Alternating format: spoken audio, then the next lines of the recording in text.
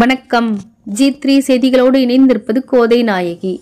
ஊதிய உயர்வு, பணி நிரந்தரம் உள்ளிட்ட கோரிக்கைகளை வலியுறுத்தி 100க்கும் மேற்பட்ட கௌரவ விரிவுரையாளர்கள் விழுப்புரம் மாவட்டம் ஆட்சியர் அலுவலகத்தை முற்றுகையிட்டு ஆர்ப்பாட்டம் செய்தனர்.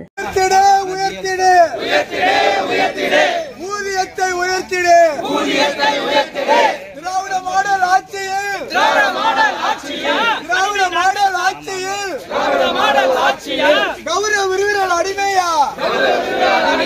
கௌரவ விரிவுரையாளர் அடிமையா? வழங்கிடு வழங்கிடு வழங்கிடு வழங்கிடு பணி பாதுகாப்பை வழங்கிடு. இனி விரிவான செய்திகள். விழுப்புரம் மாவட்டத்தில் உள்ள 5 அரசு கலை கல்லூரிகளில் பணியாற்றும் கௌரவ விரிவுரையாளர்கள் தங்களை பணி நிரந்தரம் செய்ய வேண்டும். நீதிமன்ற உத்தரவின் அடிப்படையில் ஊதியம் 50,000 வழங்க வேண்டும்.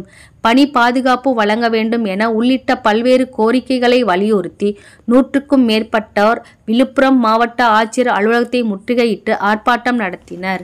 ஆர்ப்பாட்டத்தில் கோரிக்கைகளை முன்வைத்து முழக்கம் எழுப்பிய பேராசிரியர்கள் தமிழக அரசை கண்டித்து முழக்கங்களை எழுப்பினர். தொடர்ந்து ஆட்சியர் அலுவலகத்தை நோக்கி முன்னேறி செல்ல முயன்ற பேராசிரியர்களை காவல்துறையினர் தடுத்து நிறுத்தினர். இதனால் பேராசிரியர்களுக்கும் காவல்துறையினருக்கும் வாக்குவாதம் ஏற்பட்டது. தொடர்ந்து காவல்துறையின் பேச்சுவார்த்தை தொடர்ந்து பேராசிரியர்களின் பிரதிநிதிகள் மாவட்ட வருவாய் அலுவலர் சந்தித்து கோரிக்கை மனு அளித்தனர்.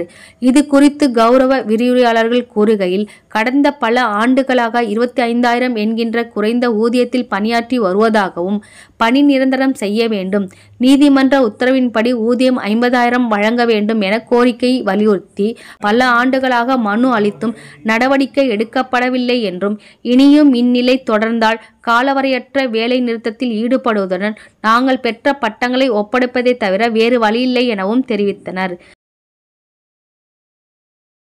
G3 செய்திகளுக்காக விழுப்புர செய்தியாளர் ராஜேஷ் கண்ணன்.